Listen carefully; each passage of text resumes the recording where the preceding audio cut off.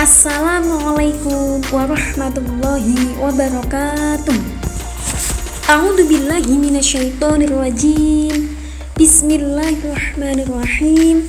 Allahumma sholli ala sayyidina Muhammad wa ala ali sayyidina Muhammad. Rabbi shrah li sadri wa yassir li amri wahlul 'uqdatam min lisani yafqahu qawli. Selamat pagi anak-anakku yang sholih dan sholihah. Bagaimana kabar kalian? Alhamdulillah, saya baik-baik saja, Bu Rida. Alhamdulillah. Nah, pada kesempatan pertemuan kali ini kita akan belajar tentang perilaku yang mencerminkan pemahaman ibadah sholat.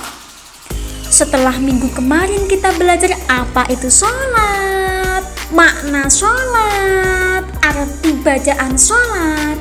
Hari ini kita akan belajar perilaku yang mencerminkan pemahaman ibadah sholat. Tetapi sebelum itu, yuk kita berdoa dulu.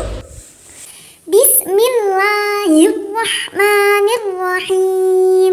Rabbi zidni ilma warzuqni fahma. Ya Allah, tambahkanlah ilmu kepadaku dan beri aku pemahaman. Amin. Langsung Bu Rida terangkan ya anak-anak. Perilaku yang mencerminkan pemahaman ibadah sholat. Kebaikan terhadap sesama itu akan tumbuh apabila kita benar-benar memahami makna bacaan sholat anak-anak. Ketika kita itu benar-benar memahami makna bacaan sholat, apabila kita benar-benar sholatnya itu khusyuk, maka kebaikan terhadap sesama itu akan tumbuh. Di samping itu, kita juga akan senantiasa menghindari perilaku tercela dalam menjalani kehidupan di dunia ini. Nah, berikut perilaku terpuji yang akan tumbuh jika kita memahami makna ibadah sholat. Apa saja hal tersebut? Apa saja, Bu Rida? Perilaku terpuji yang akan tumbuh jika kita memahami makna ibadah sholat. 1. Melatih kekompakan. Jadi, ibadah sholat itu akan melatih kekompakan anak-anak. Antara imam dan makmum itu harus kompak dalam mengerjakan sholat berjamaah. Melatih kekompakan. Yang kedua, mematuhi perintah ketua kelompok.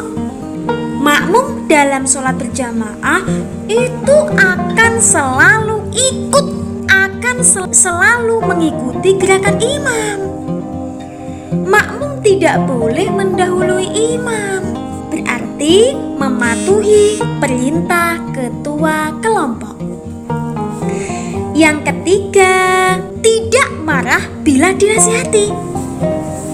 Karena begini anak-anak, jadi ketika dalam sholat, apabila imam itu melakukan kesalahan, baik dalam bacaan maupun gerakan sholat, maka ia harus mau diingatkan oleh makmum. Dan imam ketika diingatkan itu tidak boleh marah. Imam tidak boleh marah jika diingatkan oleh makmum. Nah, jadi tidak boleh marah bila dinasihati. Terus yang keempat apa, Bu Rida? Oke, yang keempat adalah suka mengirimkan salam dan mendoakan teman. Maksudnya bagaimana, Bu Rida? Begini anak-anak, bacaan salam itu selalu diucapkan dalam salam. Ucapan salam tersebut memiliki makna saling mendoakan agar diberi keselamatan oleh Allah. Oke? Jadi kalau kita itu sholat berarti kita itu suka mengirimkan salam dan suka mendoakan teman. Kemudian next yang kelima adalah menepati janji. Orang yang mengerjakan sholatnya secara disiplin, tentu mereka akan selalu menepati janji yang ia buat. Oke? Mereka pasti menepati janji kalau sholat mereka itu disiplin. Selanjutnya, kebaikan yang akan tumbuh ketika kita memahami bacaan sholat adalah memupuk rasa solidaritas. Maksudnya bagaimana Bu Rida? Memupuk rasa solidaritas? Tolong dijelaskan ya Bu Rida. Oke, Bu Rida jelaskan nggih. Saat sholat berjamaah, itu kan semua berkumpul menjadi satu, ya kan? Nah, ketika sholat berjamaah, semua berkumpul menjadi satu dan melakukan gerakan sholat yang sama. Tidak ada syarat tertentu untuk dapat menepati saf paling depan. Semuanya boleh untuk di depan, boleh.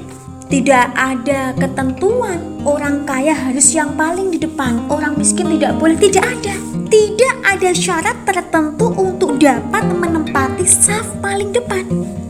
Semua berkedudukan sama dalam sholat berjamaah. Nah, hal itu tentu akan menumbuhkan solidaritas. Paham? Paham Bu Rida. Nah, itu adalah kebaikan yang akan tumbuh apabila kita benar-benar memahami makna sholat, anak-anak.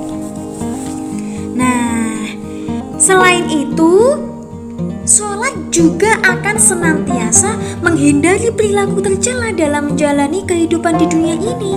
Apa sajakah itu?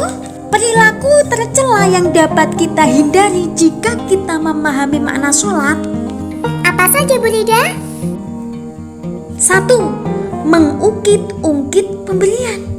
Kalau kita paham bacaan sholat, kita tidak mungkin mengungkit-ungkit pemberian orang lain. Kita tidak mungkin mengungkit-ungkit apa yang kita berikan kepada orang lain juga. Yang kedua, meremehkan teman. Ibadah sholat itu mengajarkan kita untuk mengakui keagungan Allah. Hanya Dialah yang Maha Agung. Manusia itu hanya makhluknya yang sangat kecil, anak-anak. Kedudukan sesama manusia adalah sama di mata Allah. Dengan demikian, kita tidak akan meremehkan orang lain. Kalau kita paham bacaan sholat, kita tidak mungkin akan mengejek orang lain, meremehkan orang lain, menghina orang lain. Dan perilaku tercela yang dapat kita hindari ketika kita memahami bacaan sholat adalah sikap egois. Kita tidak akan egois kalau kita paham makna bacaan sholat.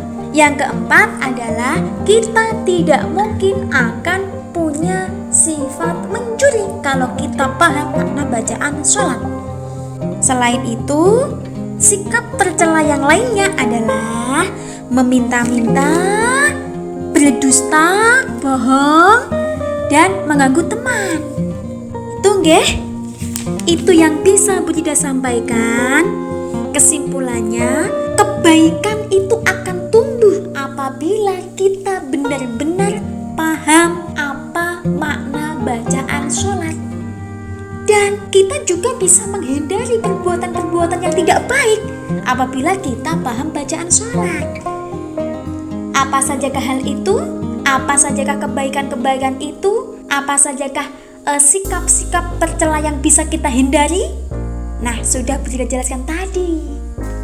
Marilah kita akhiri pembelajaran hari ini dengan bacaan hamdalah bersama-sama. Alhamdulillahirabbil alamin. Tetap semangat. Selamat belajar anak-anak. Assalamualaikum.